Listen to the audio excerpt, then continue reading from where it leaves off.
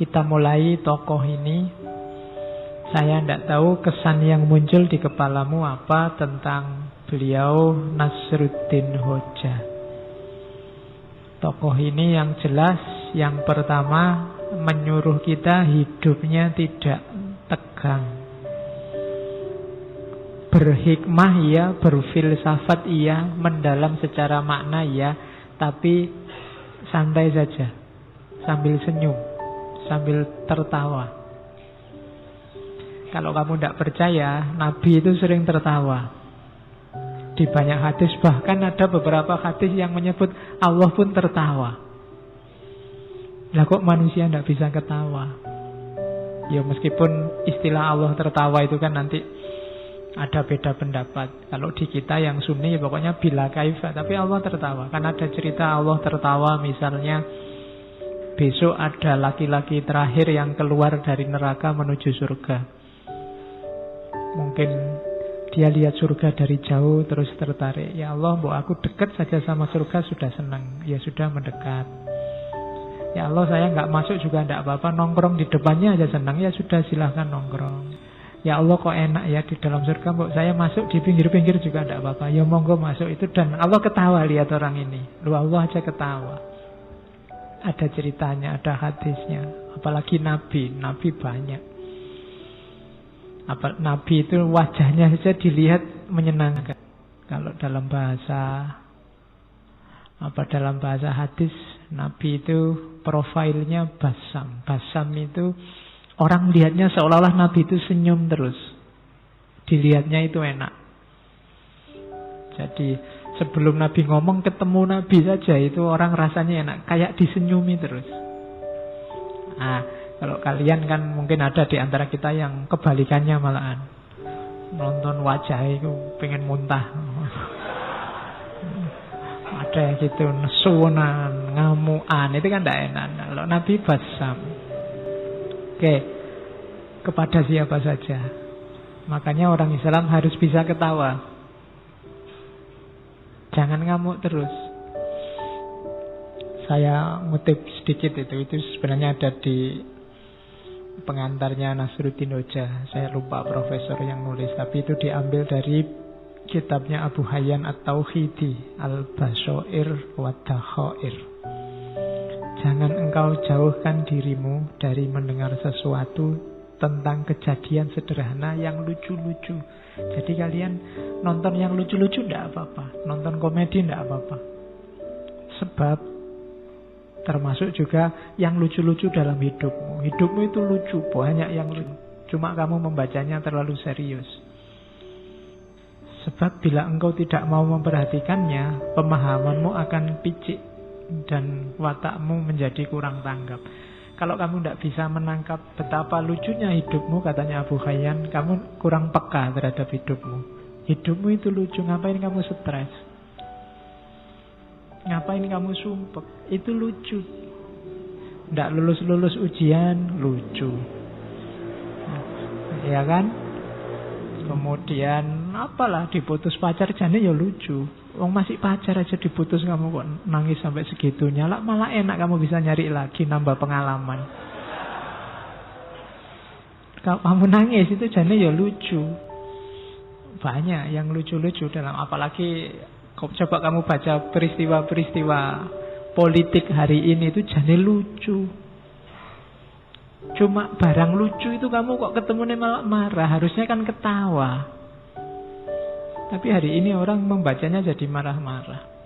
Katanya Abu Hayyan bilang, kau tidak mampu menikmati segarnya komedi, segarnya humor, segara kelucuan, awan kelabu kehidupan yang serius bahkan menghancurkan dirimu. Wah, susah. Merengut terus juga hidupmu akan hancur. Tidak enak.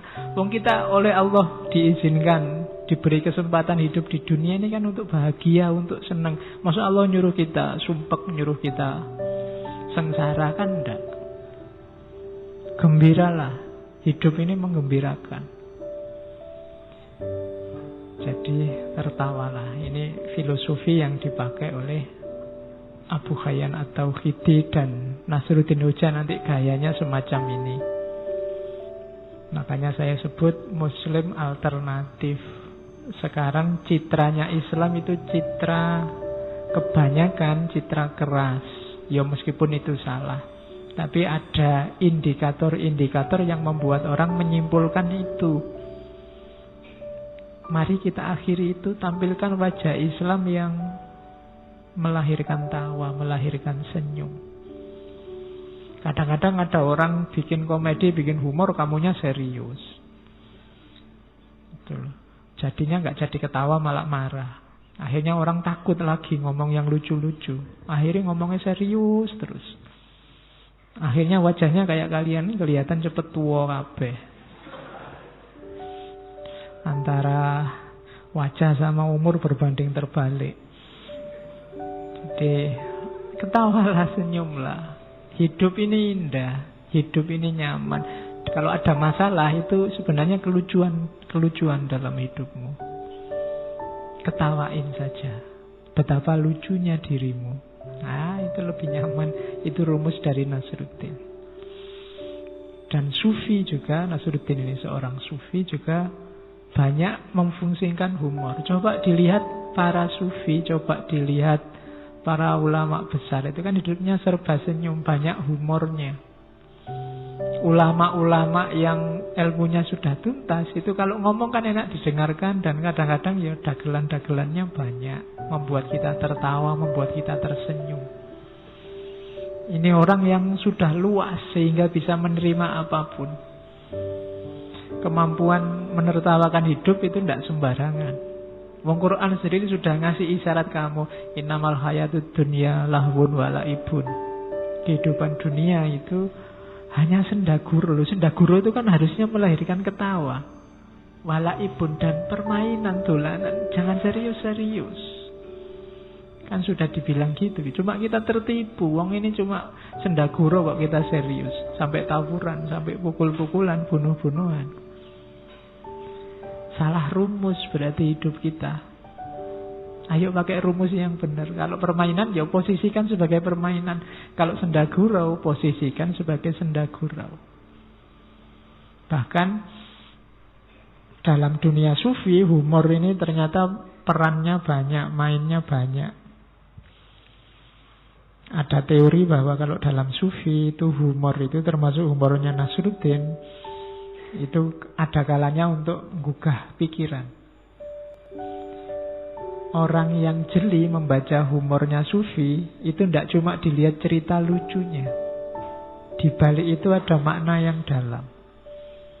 Dan itu bisa dikejar bagi orang yang daya pikirnya jalan, daya analisisnya jalan. Tapi orang yang hanya dapat lucunya, ya nggak dapat maknanya.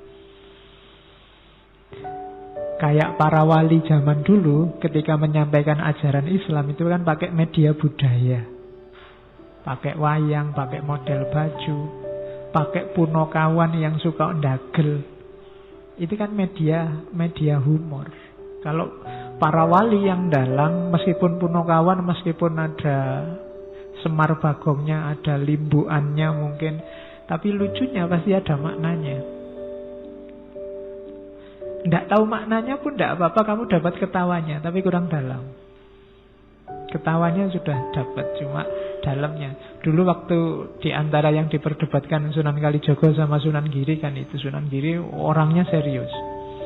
Kalau Sunan Kalijogo maunya, ya sudah kita ambil pelan-pelan. Lah nanti kalau umat tersesat, enggak kalau tersesat. Wong ini umat Islam ini kan akalnya jalan. Lama-lama mereka juga ngerti rahasianya. Lama-lama juga mereka bisa belajar sendiri, tahu yang benar. Sekarang biar mereka tertarik dulu lah pakai media-media budaya, termasuk pakai humor. Kalau ada ustadz atau ulama atau kiai ceramah yang tidak ada humornya sama sekali kan, ya paling kamu ngantuk, paling hadir sekali dua kali, besok nyari alasan kalau diajak.